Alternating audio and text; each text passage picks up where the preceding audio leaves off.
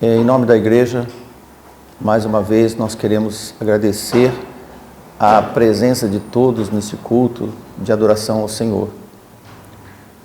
Como falamos que é de adoração ao Senhor, dele vamos falar. Então nós convocamos os que estão nas redes de transmissão, que estão nos ouvindo. Primeiro, agradecer por você estar participando deste culto. Nós estamos na leitura inicial, no Evangelho, quarto Evangelho de João, capítulo 16. Nós vamos ler a partir do verso 1 até o 15º. Primeiro ao 15º, uma leitura um pouco mais extensa do que habitual, mas nós vamos fazer uma leitura bem dinâmica. Amém? Todos acharam? Amém. Leitura. Palavras do nosso Senhor Jesus Cristo. Tenho-vos dito estas coisas para que vos não escandalizeis. Expulsar-vos-ão das sinagogas. Vem mesmo a hora em que qualquer que vos matar cuidará de fazer um serviço a Deus. E isso vos farão porque não conheceram ao Pai nem a mim. Mas tenho-vos dito isto a fim de que, quando chegar aquela hora, vos lembreis de que já vô-lo tinha dito. Eu não vos disse isto desde o princípio, porque estava convosco. Agora vou para aquele que me enviou, e nenhum de vós me pergunta, para onde vais? Antes, porque isto vos tenho dito, o vosso coração se encheu de tristeza. Todavia digo-vos a verdade, que vos convém que eu vá. Porque se eu não for, o Consolador não virá a vós, mas quando eu for, vô-lo enviarei. E quando ele vier, convencerá o mundo do pecado e da justiça e do juízo. Do pecado, porque não crê em mim. Da justiça, porque eu vou para o meu Pai e não me vereis mais. E do juízo, porque o príncipe deste mundo está julgado. Ainda tenho muito que vos dizer, mas vos não podeis suportar agora. Mas quando vier o Espírito de verdade, ele vos guiará em toda a verdade, porque não falará de si mesmo, mas dirá tudo o que tiver ouvido e vos anunciará o que há de vir. Ele me glorificará, porque há de receber do que é meu, e eu vou-lo há de anunciar. Tudo quanto o Pai tem é meu, por isso vos disse que há de receber do que é meu, e vou-lo há de anunciar. Um pouco, e não me verei mais, e outra vez um pouco, e ver-me-eis, porquanto vou para o Pai. Oração. Santo e amado, misericordioso Deus, diante da sua esplêndida bondade, infinita bondade, nós pedimos e clamamos que o Senhor nos ajude a poder ter condição cada dia mais de poder falar da sua palavra. Em nome de seu Filho, nós queremos te agradecer por esta oportunidade. Amém. Claro que esse texto tem muitos conteúdos, e muitos conteúdos geram muitas pregações. Graças a Deus por isso. Mas nós vemos que Jesus, ele estava preocupadíssimo com os seus discípulos, como alguém que ama.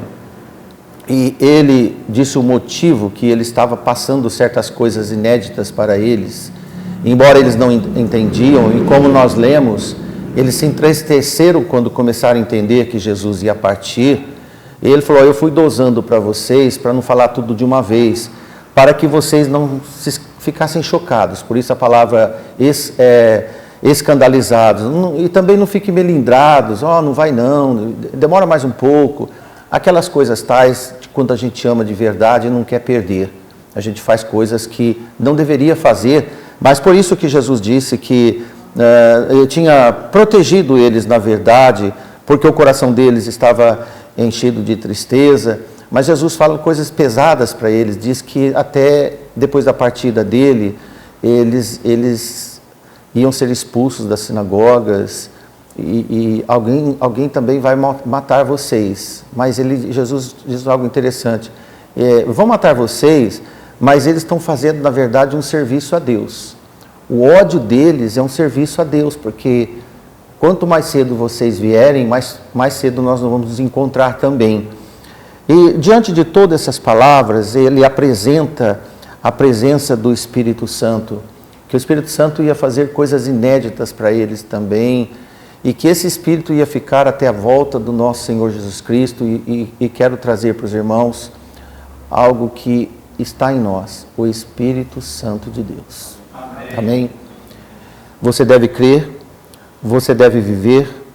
Jesus disse, olha, um pouco, último versículo, um pouco, isto é, daqui a pouco eu vou morrer, não me vereis. E ele estava dizendo da morte. E outra vez, mais um pouco, uns 40 dias, vocês vão me ver de novo, ressurreto. E depois, não me vereis mais. Mas fiquem calmos, Deus está no controle. Eu gosto de ouvir essas palavras quando ela vem de verdade.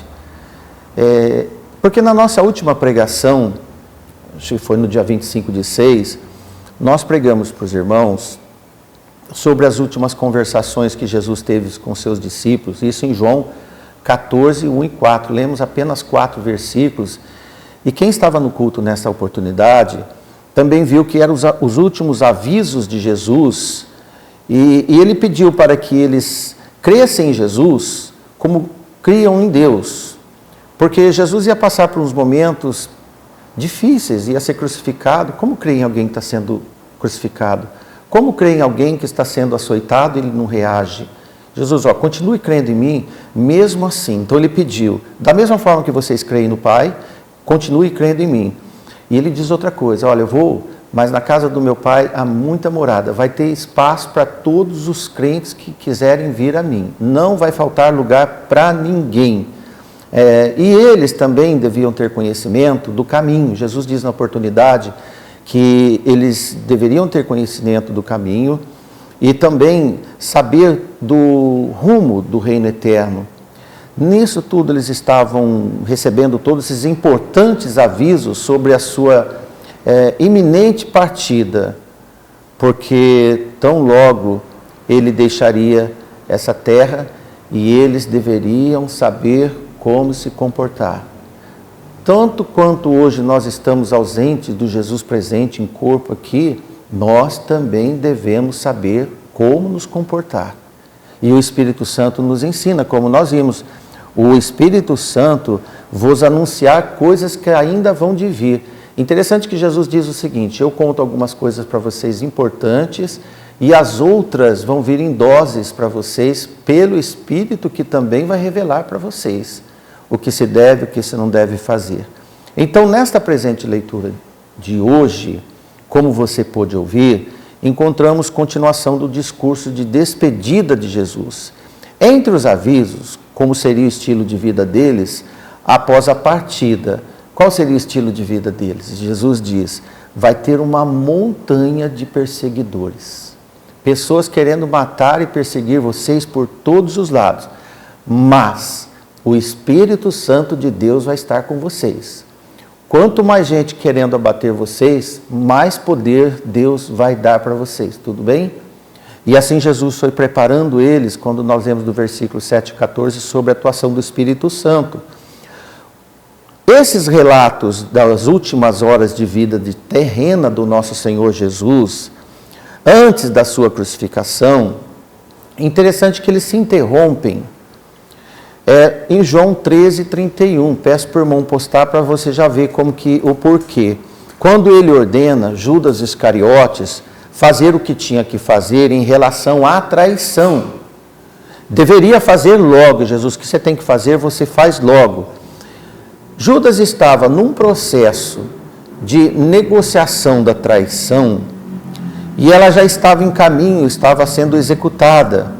As 30 moedas de prata já estavam para ser trocadas de mãos, como nós vemos em João 13:31, tendo ele, Jesus estava dizendo sobre Judas, pois saído, disse Jesus, agora é glorificado o Filho do Homem e Deus é glorificado nele. Interessante que viu Judas saindo, e Judas saiu naquela noite onde eles estavam reunidos, depois de comer um bocado de um alimento que tinha na mesa, molhado, ele saiu e Jesus disse, o que você tem que fazer, você faz logo. Na ausência de Judas, Jesus falou agora para os 11 discípulos que ficaram até o fim. Porque Jesus, em João, disse, na oração, nenhum deles se perdeu. exceto o traidor. Já agora, apenas com os verdadeiros discípulos, Jesus disse, agora é glorificado o Filho do Homem. Agora não tem mais nada de Satanás, de mal aqui entre nós. E Deus é glorificado em mim. Interessante que em Mateus capítulo 26, versículo 14 e 16, para que nós podemos conferir alguns detalhes dessa sórdida negociação, nós vemos no versículo 14 em diante, Mateus escrever, então um dos 12, chamado Judas Iscariotes, foi ter com os principais sacerdotes e disse, que me quereis dar? E eu vou lhe entregarei. A negociação em andamento. E eles estipularam 30 moedas de prata e desde então buscavam oportunidade para entregar Jesus. O comentário anterior foi os fatos acontecidos. Irmãos, depois dessa ação do traidor, este mal se alastrou mundo afora e tornou-se tão mais comum quanto não era antes. É interessante comentar isso você, como nos dias de hoje, às vezes um traidor ele tem um status social maior de quem é traído. Já percebeu? Se vangloria mais. Então, a partir da atitude pública, notória, em relação ao Salvador, traição tornou-se um ícone entre a sociedade. Assim como Pilatos, em lavar as mãos, tornou-se um slogan que o mundo todo conhece, o lavar as mãos de Pilatos. Todos esses discursos, retornando ao eixo do nosso comentário, são evidenciados principalmente nesse quarto evangelho de João. Embora tinha havido muita discussão sobre exatamente todas essas conversações ocorreram, onde elas aconteceram, de maneira que os acontecimentos principais na noite da Páscoa, eles sempre devem ser sincronizados ou elencados com esses discursos importantes que nós vemos principalmente João escrever. Irmãos, de modo geral, essas conversas são colocadas em 3 posições de situações. Quero ver com os irmãos. Primeiro, durante o tempo em que Jesus e seus discípulos estiveram naquele cenáculo, vocês lembram? O cenáculo era uma casa toda mobiliada, que foi organizada, ela era espaçosa, e em Jerusalém, preparada para a última refeição da Páscoa, e de imediato também foi a primeira ceia. No Evangelho de Marcos, por exemplo, nós lemos Marcos 14, 15. E ele aqui é um homem desconhecido, que tinha um cântaro de água, ele ia mostrar para os 2 discípulos que foram fazer os preparativos, onde era que eles iam reunir para acontecer a Páscoa, entre a última Páscoa e a primeira ceia. E Marcos escreve, ele vos mostrará um grande cenáculo mobiliado e preparado, e ali preparai para vós. O segundo, no caminho para o Getsêmani. E eles conversaram muito no caminho do Getsêmani. Aliás, você quer conversar com alguém? Caminhe com ele. Não é? Viva um pouco mais com ele, isto é, caminha com alguém. Jesus teve uma conversa tão agradável com aqueles 2 discípulos de Emaús. A conversa foi longa, longa, e não pararam, estavam andando. No caminho de onde eles estavam sendo julgados e onde estavam sendo levados do Getsêmani para o julgamento, aconteceram essas palavras. E por fim também, irmãos, no próprio jardim do Getsêmani, era um horto, e lá foi onde Jesus foi preso, onde nós surpreendemos Pedro, o apóstolo Pedro, ele estava armado com uma espada. O discípulo armado com uma espada não estava com a Bíblia, mas estava com a espada. Imediatamente, quando Jesus foi preso, ele sacou da espada, da bainha, e cortou a orelha desse servo chamado Malco, um servo do sacerdote. E em João 18, 11, Jesus disse para Pedro, põe a tua espada na bainha, não beberei o cálice que meu pai me deu. Isto é, Pedro, não me impeça com razões sentimentais, com razões humanas. O humanismo tem certas boas vontades, mas atrapalha a situação quando tem propósito de Deus em vão. Isso é muito importante para nós, porque às vezes o nosso bem-querer atrapalha os propósitos de Deus.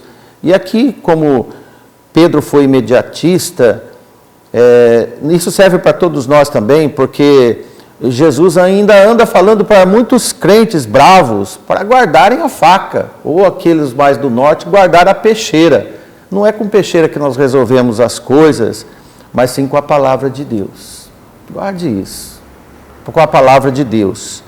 Por isso, não encontramos maneira de localizarmos com certeza em cada momento, cada assunto que nós lemos para você. Certamente esses 3 lugares que passei para os irmãos foram os principais e foi o palco dos últimos acontecimentos do nosso Senhor Jesus Cristo. Lembrando que, irmãos, o mais importante foi a mensagem passada por Jesus. Os lugares hoje desses acontecimentos estão todos mudados, deteriorados, mas a mensagem ficou intacta. É o valor que nós damos para a palavra e o valor também que nós não damos tanto para fatos históricos. A primeira parte deste 16º capítulo que nós lemos, pelo menos quanto ao seu tema, é uma continuação dos comentários de Jesus em João 15, 18, 20. Eu quero ler para vocês verem que é bem semelhante o texto. João capítulo 15, 18 a 20. Olha só que aqui, quando nós lemos, não os escandalizeis, expulsarão vocês das sinagogas, aqui Jesus diz, se o mundo vos odeia, olha uma outra constatação, se o mundo vos odeia, sabei primeiro a vós que odiou a mim. Se vós fosseis do mundo, o mundo amaria o que era seu. Mas porque vocês não são do mundo, antes eu vos escolhi do mundo, tirei vocês do mundo, por isso é que o mundo vos odeia. E Jesus diz, lembrai-vos da palavra que vos disse, não é o servo maior do que o seu senhor? Se a mim me perseguiram, também vos perseguirão a vós. Se guardaram a minha palavra, também guardarão a vossa. Amém? Entendimento. É muito importante reconhecer essas palavras de Jesus, principalmente sobre a relação de ouvir e tomar posição, porque ninguém, preste atenção, ninguém pode ou consegue ser nulo em relação aos 2 reinos que Jesus expôs. Nenhum de nós aqui, nenhum de nós que está ouvindo, e ninguém que vai ouvir a palavra de Deus. Ninguém. Jesus diz que sempre haverá um sentimento de amor ou ódio em relação à sua pregação. Ninguém pode dizer, nem amo e nem odeio. Para mim, tanto faz. É mentira. Ou ama ou odeia. As partes são bem claras para reconhecer cada um dos 2 campos de atuação. Nesse momento, cada um de nós sabe de que lado está. E reconhece. Jesus disse, como nós lemos no versículo 18, o mundo vos odeia. Mas se vocês fossem do mundo, o mundo amaria o que era seu. Como vocês não são mais do mundo, porque eu tirei vocês do mundo, uma coisa é certa, agora eles te odeiam, porque vocês passaram para o lado de cá. Vocês estão comigo. Guarde isso. Então, não existe meia relação, não existe meio amor. Ninguém pode casar porque ama mais ou menos. Ninguém pode dizer que odeia mais ou menos alguém. Odeia. Não tem meio. Assim como não existe meio crente e nem meio descrente. E acrescento, nem quem já foi crente, ou é ou não é. E quem foi um dia, passou para o lado de Jesus, é porque passou. E não volta, porque é filho do Senhor. Não há meio perseguidor, nem meio inimigo. Conferimos a conhecida fala de Jesus. Vamos ver? Todos conhecem Mateus 6:24, em Lucas também tem essa referência. E ele diz bem claro: ninguém pode servir a dois senhores. Definitivo, irmãos. Porque ou há de odiar um e amar outro, ou se dedicará a um e desprezará o outro. Não podeis servir a Deus e ao Deus do dinheiro, Mamon. Quando você não dedica à igreja do Senhor, por exemplo, você está odiando a igreja do Senhor. Porque não tem como dizer que gosta mais ou menos daquela igreja. A pessoa não se descobre que ela, na verdade, ela tem uma relação de ódio. Ela só está latente. Por isso que os mornos, a palavra de Deus diz que dá ânsia de vômito. Como nós lemos em Apocalipse 3, sobre a igreja, aquela igreja de Laodiceia, de Apocalipse, ela não era nem fria, nem quente, ela era mais ou menos. Era uma igreja de crentes mais ou menos. E o Senhor fala: quem dera você fosse fria ou quente. Isso em Apocalipse 3, 15 e 16. A regra é: quem persegue Jesus sempre perseguirá a sua igreja. Ora, irmãos e irmãs, quem diz que segue Jesus, ajunta com o povo de Jesus. A sua igreja reúne para agregar interesses do reino eterno. É o que você ouve aqui. Só interesses do reino eterno. Nós não tratamos de nossos interesses pessoais. Lugar onde habitualmente deve haver as reuniões dos interessados pela palavra de Deus unicamente. Porque senão também não vai gostar. Ele demonstra que lado está quando não gosta de ouvir a mensagem do Evangelho. E Jesus disse: quem diz que guarda a minha palavra, ouve os pregadores fiéis da sua palavra. Foi o que Jesus disse. Se ouvem a mim, vão ouvir vocês. A doutrina de Cristo e tudo que está dele escrito na palavra de Deus deve ser reconhecido na igreja do Senhor Jesus Cristo. E devemos ter certeza que a palavra que pregamos para você. Amém? Como Jesus sofreu, como pensaremos nós, por exemplo, que supostamente teremos situações sem provações e aflições? Não combina. Então, se a palavra dele é a palavra que nós pregamos, o sofrimento dele é o sofrimento que nós teremos. Então, Jesus disse para os seus discípulos, como nós lemos: olha, terão situações de provações, serão expulsos das sinagogas, vão prestar um serviço a Deus dando fim na vida de vocês, terão muitas aflições. Aflições não são exclusivas da própria perseguição, espada e prisões. Aflições são conflitos entre tentações, provações, fome, doenças e abandonos, típicos de quem é excluído do mundo em que vive. Hoje tem uma doutrina que os excluídos são os pobres. E isso realmente acontece em muitos lugares. Mas, irmãos, no caráter espiritual, os excluídos são os filhos de Deus. Então, nós somos admitidos pelo Senhor e excluídos pelo mundo. Então, Jesus não escondeu nada dos seus discípulos. Só não falou tudo de uma vez porque ele foi no conta-gota para que eles não sofressem demasiadamente. Entender que eles eram humanos, assim como nós somos.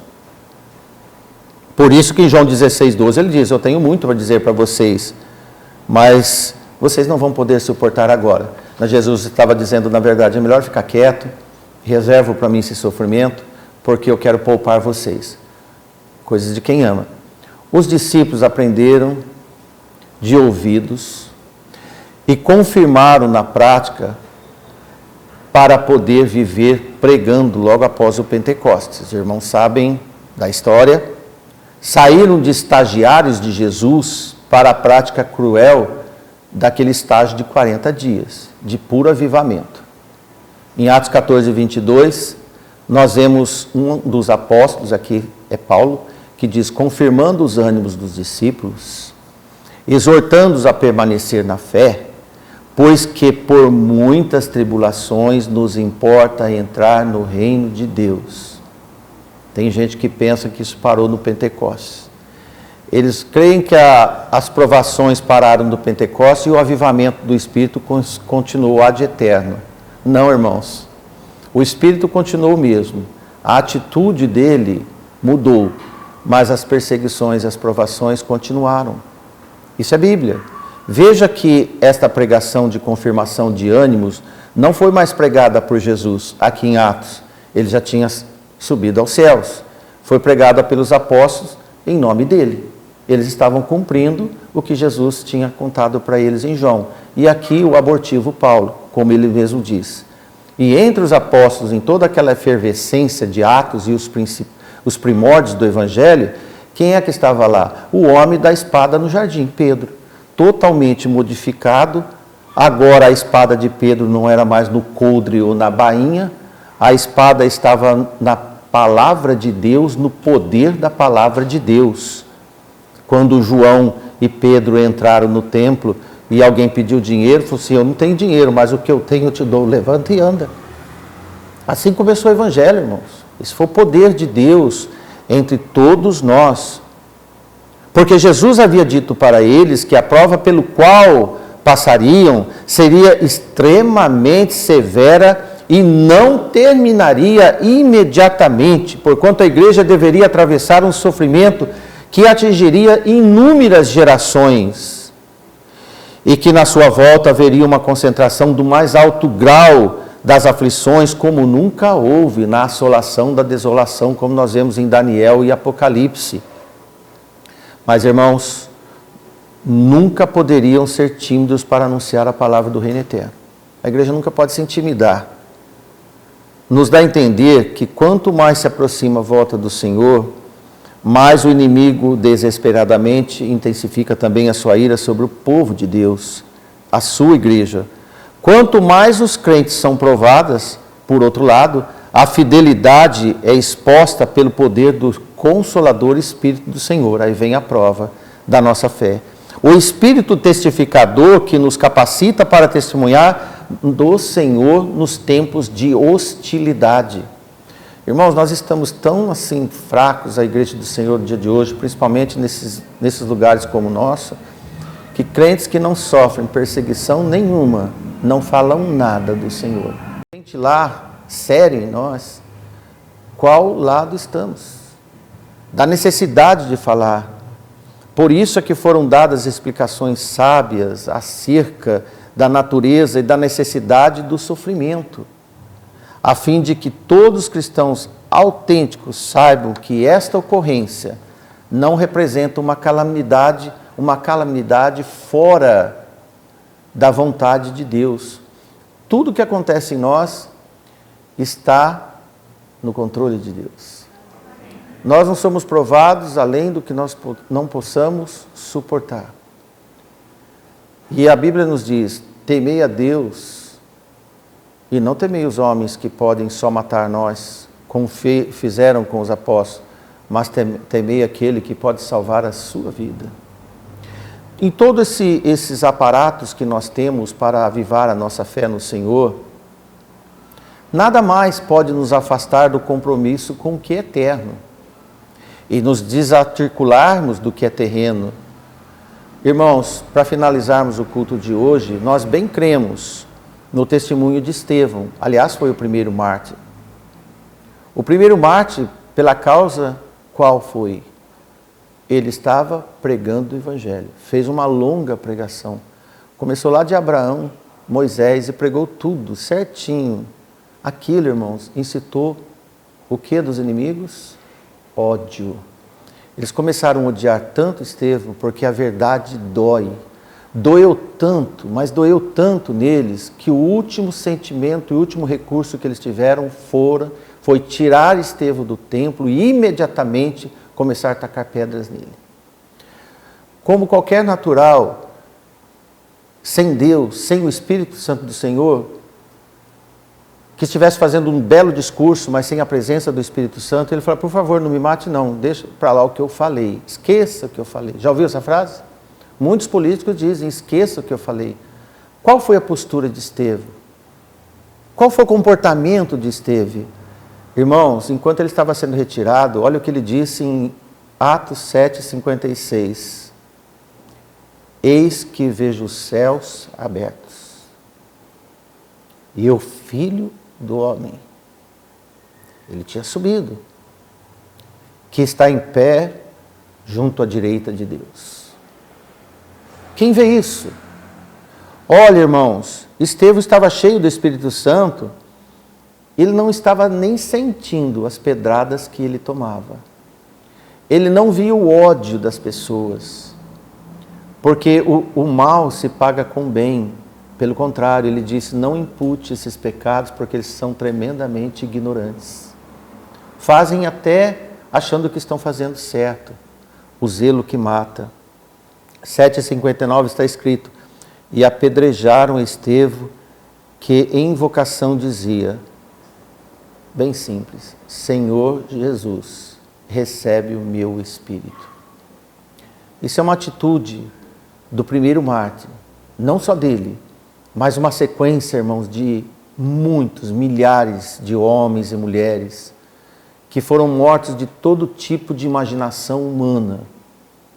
Na Idade Média tinha máquinas, aparelhagem para torturar os chamados hereges, mas eles prevaleceram fiéis, porque o Espírito Santo ajudador, como Jesus prometeu, haveria de orientar esses crentes fiéis através de todas as perseguições que fossem vítimas por causa do testemunho de Cristo. Quanto mais perseguidos, mais claro fica o caminho. Mais as portais do céu se abrem e conseguem romper as vendas dos nossos olhos carnais para enxergar o inédito. Foi o que Estevão enxergou, a glória de Deus. A glória de Deus. Pois o Senhor Jesus conseguiu mostrar aos seus discípulos que a tristeza que sofreriam seria tão passageira, mas que a alegria que desfrutariam no reino eterno seria propriamente dito para sempre, eterno. Estevão não teve dúvida, assim como Pedro, assim como Tiago, morto à espada, e outros, queimado a óleo, esfoliado, seja lá o que for, de atrocidades. Não porque roubaram, não porque mentiram, não porque fizeram alguma coisa muito errada na lei dos homens, mas simplesmente porque pregaram a verdade e o amor de Deus e a palavra do arrependimento. Eu peço a você, meu irmão, minha irmã, e todos que aqui estão, defina cada dia mais que lado você está. Assuma cada dia mais o Deus que você serve. E as maravilhas e o poder do Espírito Santo vai estar vigorando na sua vida. Amém. Boa noite, que Deus nos abençoe.